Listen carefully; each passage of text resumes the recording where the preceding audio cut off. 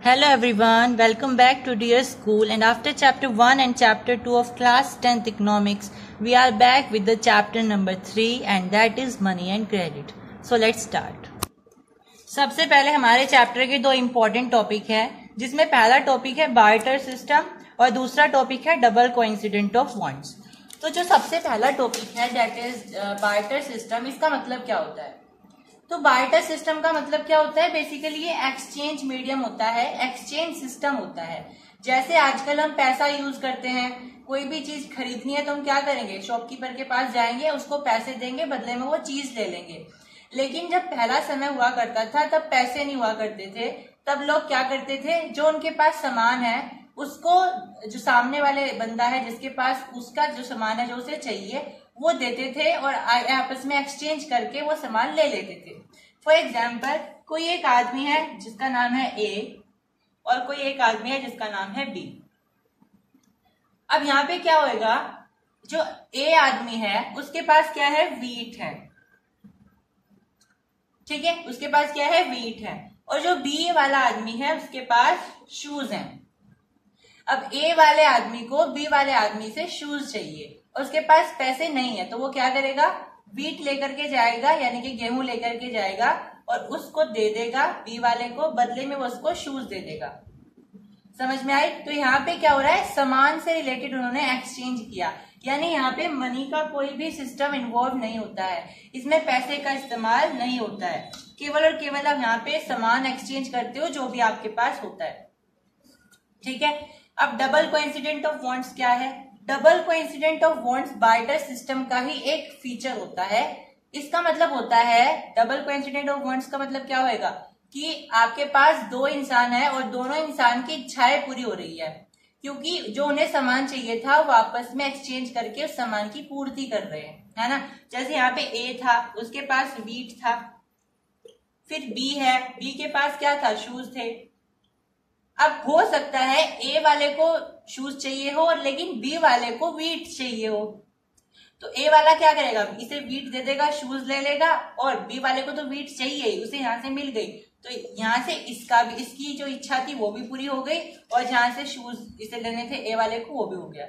तो double coincident of want क्या होता है? जब इस वाले इंसान को इस वाले इंसान से जो चाहिए, साथ में बी वाले इंसान को ए वाले इंसान से जो उसके पास अवेलेबल सामान है वो चाहिए, यानी कि दोनों की दोनों यहाँ पे इच्छाएं जो है कोइंसिडेंट हो जाती है, तो इसे बोलते हैं हम डबल कोइंसिडेंट ऑफ वॉन्ट्स। अब तो पैसा आ गया है, हम उसकी मदद से एक्सचेंज कर सकते हैं, लेकिन जब पैसा नहीं हुआ करता था तब लोग कैसे अपना सामान खरीदते थे?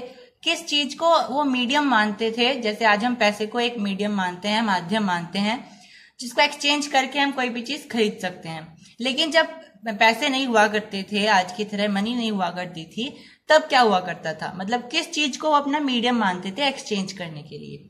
तो पहले की एजेस में, पहले समय में इंडियंस क्या करते थे? ग्रेन्स का यूज करते थे। जैसे मैंने आपको बताया ना, वीट, ऐसे बहुत सारे ग्रेन्स का वो यूज करते थे, अलग अलग ग्रेन्स का। साथ में वो कैटल्स का यूज भी करते थे, गाय हो गई, भैंस हो गई, बकरी हो गई, इस तरीके से वो कैटल्स का यूज करते थे मनी की तरह। मनी की तरह मतलब जैसे हम आजकल मनी को कैसे यूज करते हैं? एक माध्यम की तरह यूज करते हैं एक्सचेंज करने के लिए। उसी तरीके से वो लोग क्या करते थे? यहाँ पे उसको एक मीडियम की तरह यूज करते थे अपने सामान को एक्सचेंज करने के लिए, खरीदने के लिए एक तरीके से। Thereafter came the use of metallic coins. अब जैसे जैसे समय आगे बढ़ता गया उसके बाद क्या आने लगे? सिक्के आने लगे मेटल के। और अकबर सबसे पहले राजा थे जिन्होंने गोल्ड के सिक्के जारी किए थे, इशू किए थे, ठीक है। तो गोल्ड के सिक्के जारी करने वाले सबसे पहले शासक कौन थे? अकबर थे, ये ध्यान रखना है। Next, why transaction are made in money. अब आज के समय में क्या होता है? ट्रांजेक्शन यानी कि लेन देन कैसे होता है? पैसे से होता है। तो ऐसा क्यों है कि हम पैसे से लेन देन करते हैं? तो देखो, अगर हम डबल कोइंसिडेंट ऑफ वॉन्ट लगाएं या फिर बार्टर सिस्टम लगाएं तो उसमें प्रॉब्लम क्या आएगी कि हमें ये देखना पड़ेगा कि सामने वाला भी क्या वो सामान चाह रहा है जो हम चाह रहे हैं। मतलब हमें जो चाहिए वो तो चाहिए, लेकिन क्या सामने वाले को वो सामान चाहिए, क्या वो हमारे पास है? क्योंकि डबल कोइंसिडेंट ऑफ वॉन्ट तो लगता ही है। बार्टर सिस्टम कैसे होता है? जब यहाँ पे डबल कोइंसिडेंट ऑफ वॉन्ट्स लगता है।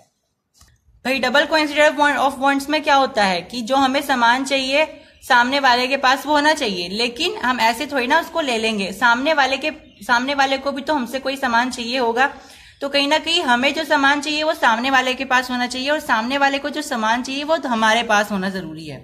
लेकिन ऐसा हमेशा होता नहीं है कि जो सामने वाले को चाहिए वो हमारे पास ही हो, है ना। तो ऐसे में प्रॉब्लम आती थी कि हमें भी वो सामान रखना ही पड़ता था जो सामने वाले को चाहिए, अगर हमें कोई सामान चाहिए तो इसमें प्रॉब्लम आती थी। तो इसीलिए एक माध्यम बना दिया गया जिसको कहते हैं मनी, जिसका यूज करके सारा झंझट खत्म हो गया। तो कोई भी पर्सन जिसके पास पैसा है वो इजीली एक्सचेंज कर सकता है, कोई भी सामान खरीद सकता है, कोई भी सर्विस ले सकता है, कोई भी कमोडिटी ले सकता है, ठीक है, सामने से।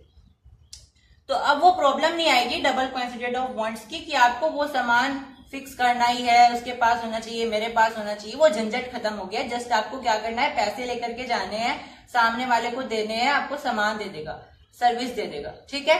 तो वो झंझट खत्म हो गया कि पहले आपको बार्टर सिस्टम चलाना पड़ता था। तो समझ में आया ना कि मनी के आने से क्या फायदा हो गया। सोच रहे होंगे ना, पहले तो बार्टर सिस्टम था वो अच्छा था या वो था, तो उसके कुछ डिसएडवांटेज थे। अगर आपको आते हैं लिखने के लिए तो आप ये सब लिख सकते हो जो मैंने अभी बताया। Next, since money acts as an intermediate in the exchange process it is called medium of exchange. जैसा कि मैंने बताया आपको ऊपर भी कि मनी को हम कैसे यूज करते हैं, एक माध्यम की तरह यूज करते हैं कोई भी चीज एक्सचेंज करने के लिए। तो इसीलिए इसको क्या कहा जाता है, medium of exchange.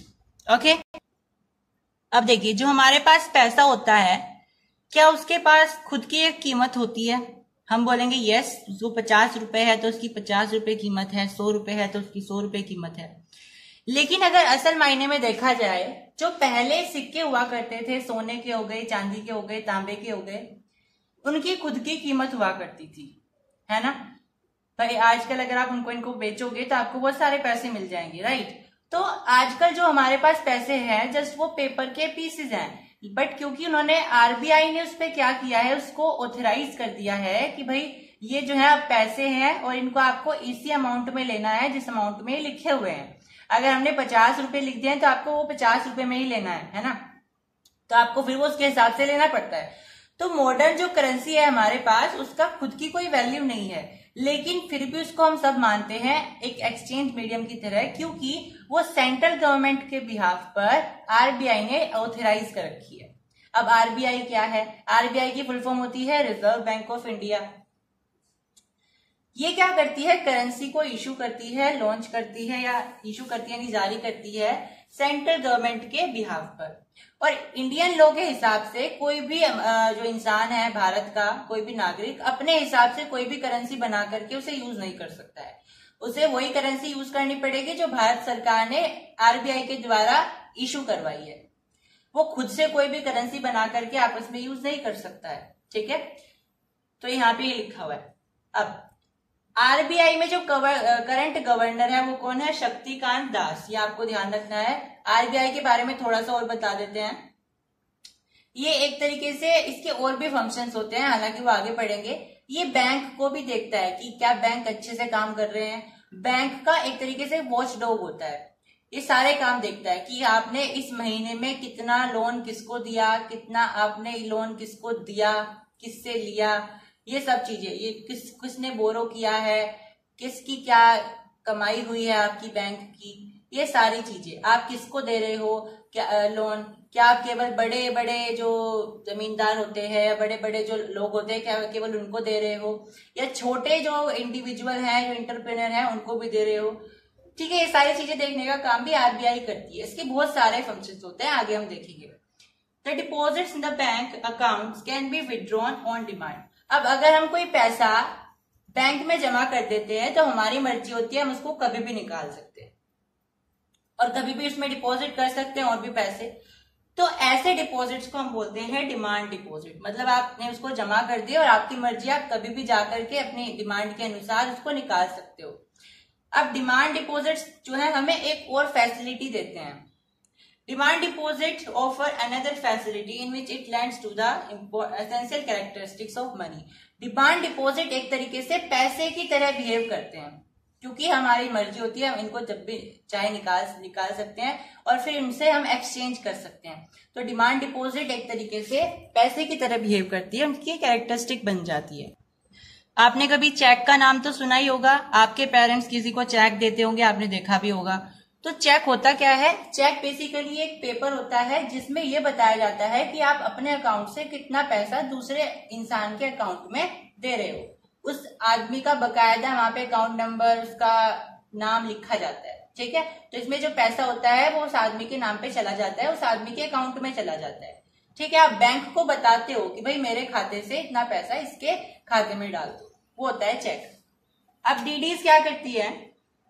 DDs share the essential feature of money. The facility of cheque again DDs makes it possible to directly settle payment without the use of cash. अब चेक के आने से क्या हुआ? डीडीज का जो इंपॉर्टेंस थी वो थोड़ी सी कम होने लगी। क्यों? क्योंकि चेक में आपको पैसे की जरूरत है ही नहीं। चेक में आप क्या करोगे? आप चेक लिखोगे कि भाई मेरे खाते से इतना पैसा तुम निकाल करके बैंक वालों इसे दे दो, यानी इसके खाते में ट्रांसफर कर दो। आपको पैसा निकालने की जरूरत है ही नहीं खुद, ठीक है। तो इसमें और आसान हो गया है, आपको जस्ट वहां पे एक चेक बना करके देना है। तो डीडीज में क्या होता है? आपको विड्रॉ करना पड़ता है डिमांड के अनुसार, आपको फिर वो देना पड़ता है ना। चेक में क्या होता है? आपको जस्ट वहां पे ना चेक फिल करना है बैंक वालों को, वो खुद ही अपने आप जो है उसका ट्रांसफर कर देंगे, है ना। अब मॉडर्न फॉर्म ऑफ मनी कौन है? डीडीएस है, यानी कि जो आपका डिमांड डिपॉजिट होता है, करेंसी होती है और बिटकॉइंस होते हैं, ये सब आपके मॉडर्न फॉर्म ऑफ मनी है। और ये आज के जो मॉडर्न बैंकिंग सिस्टम है उससे बिल्कुल क्लोजली रिलेटेड है। मतलब पूरा का पूरा जो बैंकिंग सिस्टम है वो इनके हिसाब से चल रहा है आजकल, है ना। करेंसी हो गई, आज की जो करेंसी होती है मुद्रा, वो, और आपकी जो बिटकॉइंस हो गई आजकल जो चल रहे हैं, और जो डीडीएस हो गए वो, ये सब चीजें क्या करती है? बहुत ज्यादा इन्फ्लुएंस करती हैं मॉडर्न बैंकिंग सिस्टम को, ठीक है। I hope you understand today's session. Wait for next session. Please subscribe dear school. Thanks for watching the video and like this session as well.